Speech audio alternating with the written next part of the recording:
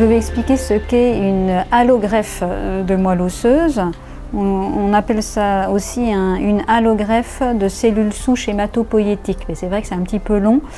Ça signifie qu'on utilise des cellules de la moelle osseuse d'un donneur, que l'on va transplanter à un receveur, à un patient qui est atteint d'une maladie hématologique.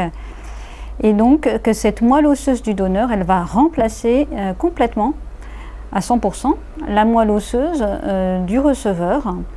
Et c'est donc un traitement de beaucoup de maladies hématologiques, et en particulier de syndrome myélodysplasique. Donc pour procéder à une greffe de moelle osseuse, il faut bien sûr un donneur, si possible le plus compatible possible. On pourra revenir justement sur les types de donneurs un petit peu plus tard. Et il faut que l'organisme du patient accepte cette nouvelle moelle osseuse. Et donc pour accepter cette moelle osseuse, le patient doit être préparé au cours d'une longue hospitalisation.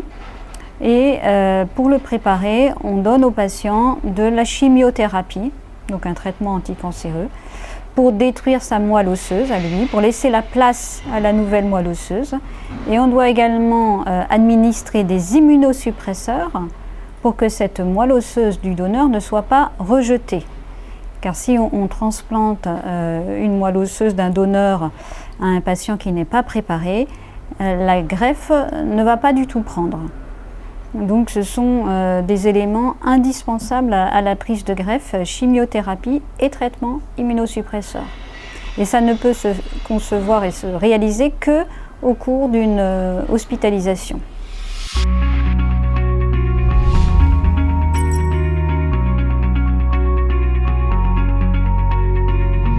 La décision de greffe pour un patient atteint de syndrome myélodysplasique, elle est collégiale, c'est-à-dire qu'elle se fait toujours au cours de réunions où les médecins en charge du patient vont se concerter.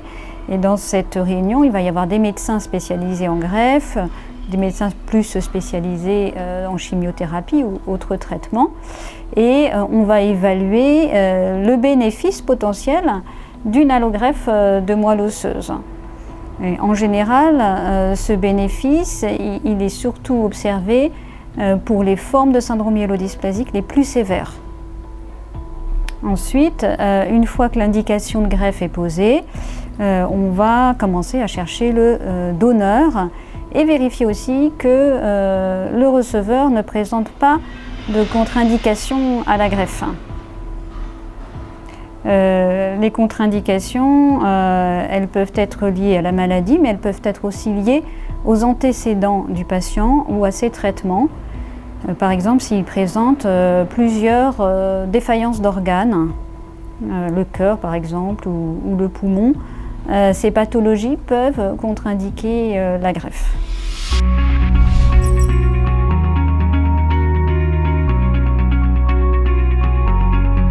Dans la majorité des cas, c'est-à-dire dans plus de 85% des cas, on va trouver un donneur. Donc, il peut s'agir soit d'un donneur de la famille. On va regarder en priorité la fratrie, parce que on peut avoir, chaque frère et sœur a une chance de 25% d'être complètement identique avec le malade. C'est-à-dire qu'on parle de donneurs compatibles de la fratrie. Si malheureusement il n'y a pas de fratrie ou si cette fratrie n'est pas compatible, on va le regarder sur des fichiers internationaux. Donc dans ces fichiers, c'est un registre en fait de donneurs, donc, qui comporte plusieurs millions de donneurs inscrits dans tous les registres du monde. Et les typages HLA qui permettent de vérifier la compatibilité donneur-receveur est informatisé. Donc on peut assez rapidement savoir si on a des bonnes chances ou pas de trouver des donneurs non apparentés. Donc ce sont les coordinateurs de greffe et les médecins de greffe qui déclenchent cette recherche dès qu'il y a une indication de greffe. Les donneurs non apparentés qu'on va trouver peuvent être là aussi compatibles. On appelle ces donneurs compatibles par exemple 10 sur 10 parce qu'on a regardé 10 éléments qu'on appelle antigènes et qui sont compatibles avec le receveur. Et de temps en temps, ils sont partiellement compatibles. Ce qui est en général une situation moins favorable pour le patient. Donc, si nous n'avons pas trouvé de donneur parfaitement compatible dans la fratrie ou sur les fichiers, il se pose alors après les questions des donneurs partiellement compatibles. Donc, je viens d'en parler, on peut en trouver sur les fichiers et on peut en trouver aussi dans la famille. Puisque par définition, les enfants du patient, les parents du patient, parfois les cousins ou les tantes, peuvent être à moitié compatibles avec le malade. C'est ce qu'on appelle des greffes à partir de donneurs haplo-identiques. Haplo-identique, ça signifie qu'il y a un haplotype, donc une moitié de HLA, donc la carte d'identité qu'on regarde dans la compatibilité, qui est identique au malade. Il s'agit de donneurs qui sont de plus en plus utilisés. Donc les donneurs familiaux dits haploidentiques, donc à moitié identiques, sont de plus en plus utilisés pour la bonne raison que les résultats se sont énormément améliorés ces dernières dizaines d'années, puisque les procédures de greffe ont été modifiées et on a des résultats qui sont maintenant vraiment bons à partir des donneurs familiaux haploidentiques. On ne sait pas encore si le fait d'utiliser ces donneurs donne des mêmes résultats que si les donneurs sont complètement identiques, puisqu'il y a des études en cours qui posent cette question-là, dont on n'a pas encore les résultats. Mais c'est une question qu'on se pose.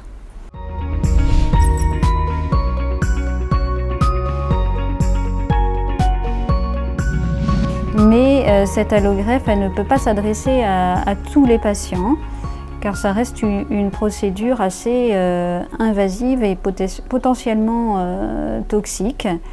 Et il y a des contre-indications qui persistent. Même si aujourd'hui l'âge des greffés continue d'augmenter, il y a quand même une limite. C'est-à-dire qu'aujourd'hui, on greffe très rarement des patients de plus de 75 ans, ce qui ne sera peut-être plus le cas dans quelques années. Mais aujourd'hui, on essaye surtout d'évaluer un âge physiologique, parce qu'on sait très bien qu'il y a des patients qui sont âgés de 70 ans et qui se portent beaucoup mieux et qui ont des organes qui fonctionnent beaucoup mieux que d'autres personnes qui peuvent avoir 10 ou 20 ans de moins. Donc aujourd'hui, on s'évertue à essayer de mieux évaluer les patients, en particulier des patients qui seraient âgés de plus de 60 ou 70 ans, par des critères différents de l'âge. Ceci dit, encore une fois, on a quand même des limites d'âge, même si cette limite augmente au fur et à mesure du temps. On ne va pas non plus proposer une greffe à un patient qui aurait de lourdes pathologies associées. On est obligé de faire un bilan très poussé avant la greffe pour vérifier qu'on ne va pas prendre un risque trop important avec l'allogreffe. Typiquement, les syndromes myélodysplasiques de bas risque, les patients qui sont atteints de ce type de maladie ne présentent pas une indication de greffe, car leur maladie est peu évolutive et le service rendu par la greffe est incertain. Mais de temps en temps, ces patients qui sont atteints de syndrome myélodysplasique dit de bas risque ont malheureusement acquis au cours du temps des critères de mauvais pronostic parce que, par exemple, ils peuvent être en échec d'un traitement ou bien avoir des anomalies moléculaires qui surviennent, qu'on a identifiées dans leur moelle osseuse. Et s'ils ne sont plus vraiment à bas risque, à ce moment-là, on peut être amené à discuter la greffe.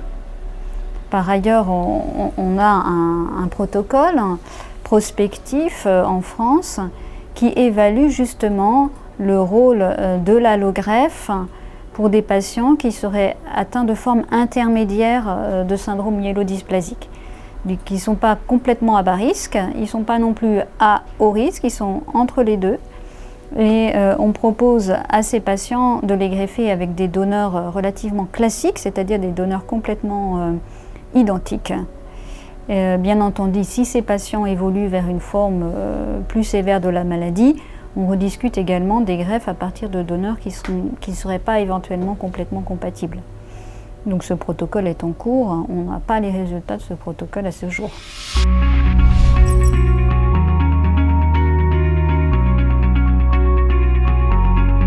Donc l'objectif de l'allogreffe de moelle, c'est de remplacer complètement la moelle osseuse du malade par une moelle osseuse saine et qu'il n'y ait plus du tout de traces de sa maladie, aussi rapidement qu'un mois après la greffe, mais aussi l'objectif c'est que ce remplacement de la moelle osseuse malade soit durable et définitif.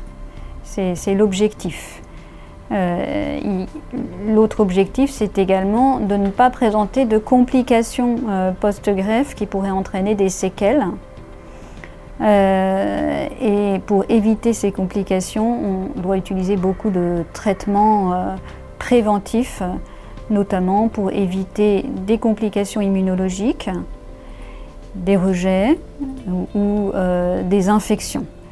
Donc le patient va malheureusement devoir prendre une quantité importante de traitements pendant plusieurs mois et de temps en temps plusieurs années jusqu'à ce que le greffon et le corps du malade cohabitent, j'allais dire, plus tranquillement.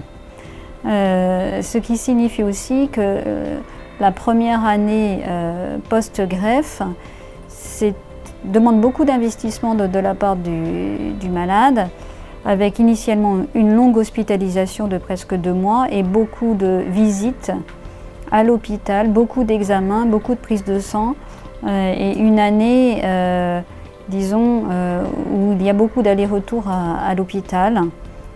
Et souvent, on préconise aux patients qui sont encore en activité professionnelle d'interrompre leur travail au moins 6 mois, en raison du suivi médical qui est quand même très poussé.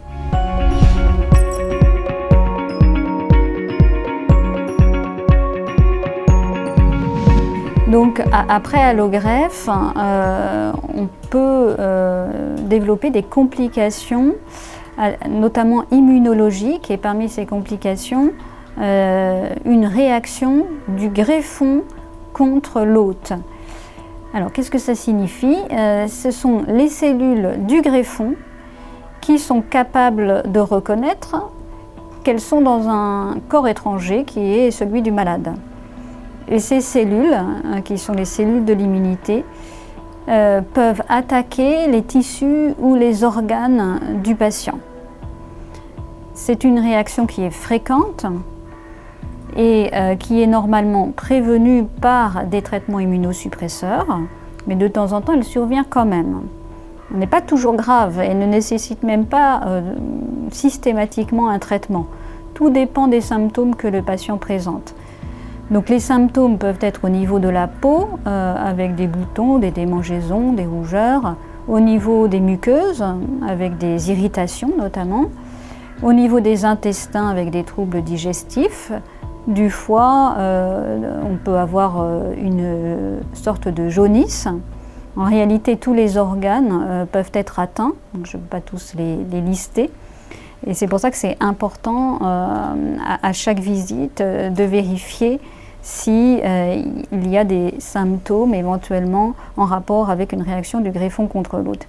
Si ces symptômes sont relativement importants, on devra traiter le patient en augmentant ses immunosuppresseurs et souvent en introduisant des corticoïdes.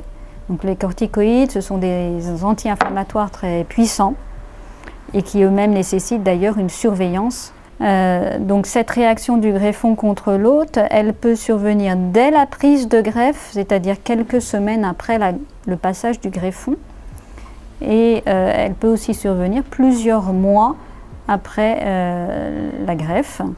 Et cette réaction du greffon contre l'hôte, elle peut durer plus ou moins longtemps. C'est pour cela qu'on distingue une réaction du greffon contre l'hôte aiguë, qui en général survient les 4 premiers mois de greffe, d'une réaction du greffon contre l'hôte chronique, qui donne moins de symptômes mais qui a tendance à s'étaler sur plusieurs mois et de temps en temps plusieurs années. Pour des patients qui auraient malheureusement une réaction du greffon contre l'hôte très durable, on doit maintenir les traitements immunosuppresseurs pendant toute la durée de la réaction pour essayer de la contrôler le mieux possible. Alors, l'inconvénient des traitements immunosuppresseurs, comme son nom l'indique, ce sont des immunosuppresseurs, donc le risque infectieux est augmenté. Les reconstitutions immunitaires se font plus lentement. Ça signifie que le patient est plus vulnérable vis-à-vis de toutes les infections, que ce soit des infections à partir de germes qu'il a déjà en lui, ou d'infections à partir de microbes qui viendraient de l'extérieur. Il est plus fragilisé. Et puis les immunosuppresseurs ont de temps en temps d'autres effets secondaires. Par exemple, peuvent donner des défaillances de certains organes, comme le rein, bien sûr réversibles la plupart du temps, et peuvent aussi diminuer les globules blancs, les plaquettes. Donc ce sont quand même des médicaments qui ont des effets secondaires potentiels.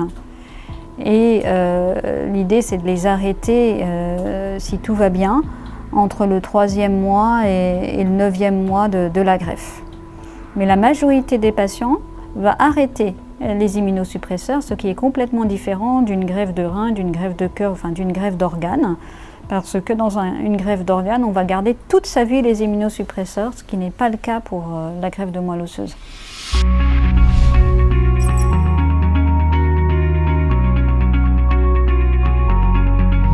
Donc si le patient a un rejet de greffe, on se souvient que sa moelle osseuse est détruite puisqu'il fallait faire la place pour la moelle osseuse du donneur. La moelle osseuse du donneur a été détruite aussi et le patient est donc ce qu'on appelle en aplasie, c'est-à-dire qu'il n'a plus de globules blancs, de globules rouges et de plaquettes, il doit être transfusé en permanence.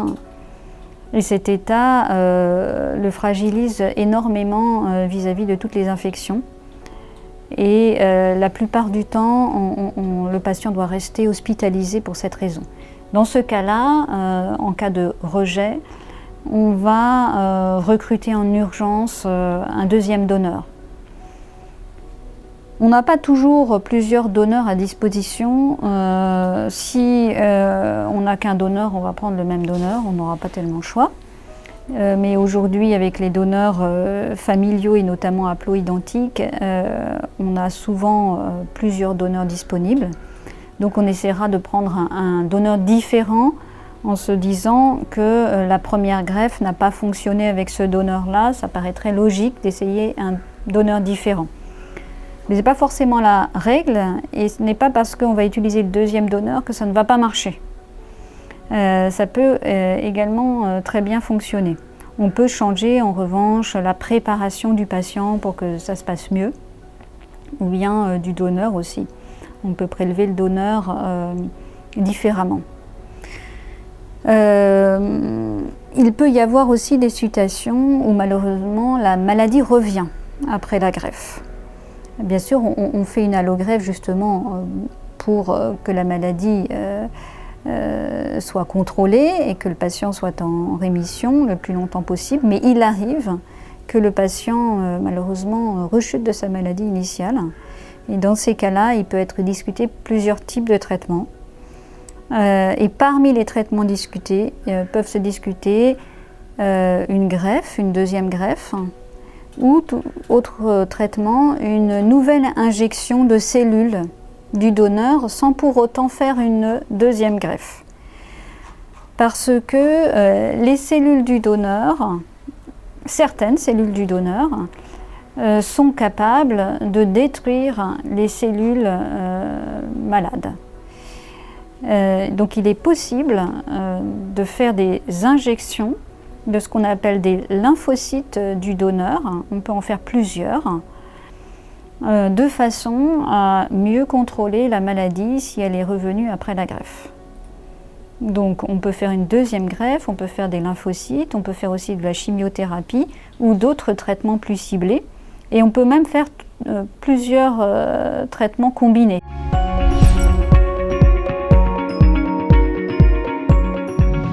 Alors, lorsque le patient sort de l'hospitalisation initiale, il va y avoir un certain nombre de contraintes qui vont lui être appliquées pour limiter au maximum le risque d'infection. Donc on va demander aux patients de suivre un régime alimentaire spécifique, certains aliments qui peuvent véhiculer certains microbes vont être déconseillés. Il va y avoir, on va déconseiller également aux patients de recevoir beaucoup de monde chez lui ou bien de se déplacer dans des espaces éventuellement confinés où il serait en présence d'une foule par exemple. En fait, ça ressemble un petit peu aux précautions qu'on peut donner maintenant avec l'infection au Covid-19, en prévention de l'infection au Covid-19. Mais ça va peut-être un petit peu au-delà. On est assez rassuré lorsque le patient n'est pas seul lorsqu'il revient chez lui. Lorsqu'il est accompagné soit de sa famille, soit de proches, car on lui recommande de rester le plus possible à la maison, d'éviter les magasins, d'éviter d'inhaler des poussières, d'éviter finalement d'être en contact avec le plus de personnes. Il faut se souvenir que lorsque le patient sort de l'unité de greffe, il a perdu son immunité pré-greffe. Il a même perdu les anticorps qu'il avait développés des suites des vaccinations qu'il a pu recevoir avant la greffe. Donc il n'est plus protégé. Cette immunité, elle va se reconstituer très progressivement. Et au fur et à mesure, les contraintes vont s'alléger. Et sa vie va redevenir de plus en plus normale. On préconise quand même de l'exercice physique, soit des séances de kinésithérapie, soit de la réadaptation à la maison, pour garder quand même la forme. On ne contre-indique pas de sortir dehors, à condition de sortir dans des zones où il y a très peu de monde. Vers le 4e mois qui suit la greffe, le risque infectieux est en général diminué et un certain nombre de contraintes et de mesures peuvent être levées. C'est aussi à cette période que le patient va être suivi en consultation, parce qu'entre sa sortie de greffe et le 4e mois, il est suivi de façon hebdomadaire en hôpital de jour. Parce que le greffon est encore un peu fragile, il y a des besoins transfusionnels, il y a des possibilités d'infection et une surveillance qui est très rapprochée. Ensuite, la surveillance, elle s'espace à partir du 4e mois environ et progressivement. Mais on va suivre toute sa vie finalement le greffé de moelle osseuse. À la fin, peut-être qu'on ne va le voir que tous les 12 à 18 mois, mais le médecin référent de greffe va poursuivre le suivi pour vérifier qu'il n'y ait pas d'effets secondaires à long terme.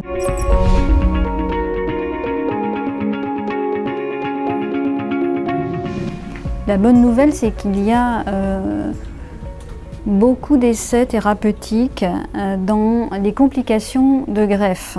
Donc on a vu déjà qu'une des complications, la réaction du greffon contre l'autre pouvait survenir après la greffe. Et il y a beaucoup de molécules à l'essai, dont certaines vont être très prochainement mises sur le marché. Et d'autres ont récemment été approuvées. Et il s'agit d'un réel progrès. Les donneurs de type haplo-identique donnent maintenant des résultats très proches des donneurs, des greffes à partir de donneurs complètement compatibles, grâce là aussi à des traitements immunosuppresseurs qui sont mieux tolérés et plus efficaces. Donc tout à l'heure j'ai parlé des chimiothérapies qu'on effectuait avant la greffe. Eh bien ces chimiothérapies, elles évoluent aussi. Et on est amené à utiliser des traitements de moins en moins toxiques avec le moins d'effets secondaires possibles à court terme et à long terme. Donc on évolue au niveau du donneur et puis on évolue aussi au niveau de tous les traitements qu'on peut donner après la greffe.